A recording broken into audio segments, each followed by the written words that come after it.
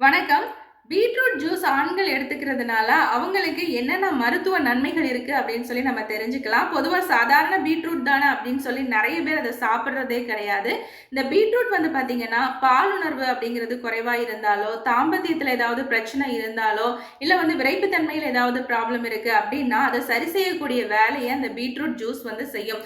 தினமும் வந்து நீங்க பீட்ரூட் ஜூஸ் எம்ப்டி ஸ்டொமக்ல எடுத்துட்டு இருந்தீங்கன்னா, இதுல இருக்கக்கூடிய நைட்ரேட் என்ன பண்ணுதுன்னா, வாயில இருக்கக்கூடிய உமிழ்நீரோட சேர்ந்து நைட்ரைடா மாறும். அதுக்கப்புறமா வயித்துக்குள்ள போனதுக்கு அப்புறமா வயிற்றில் இருக்கக்கூடிய பாக்டீரியாவோட சேர்ந்து நைட்ரிக் ஆக்சைடா மாறுது.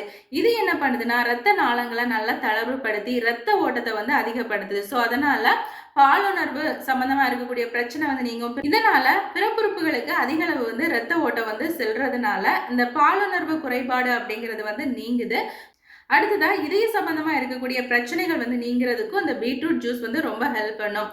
பிரிட்டிஷ் ஹார்ட் ஃபவுண்டேஷன் இவங்க வந்து ஒரு ரிசர்ச் பண்ணியிருக்காங்க. இதன்படி நைட்ரேட் இருக்கக்கூடிய காய்கறிகள் அதிகமாக சாப்பிடும்போது பிபியை வந்து கண்ட்ரோலா வச்சு இதயம் வந்து ஆரோக்கியமா இருக்கு அப்படின்னு சொல்லி ரிசர்ச் பண்ணி கண்டுபிடிச்சிருக்காங்க.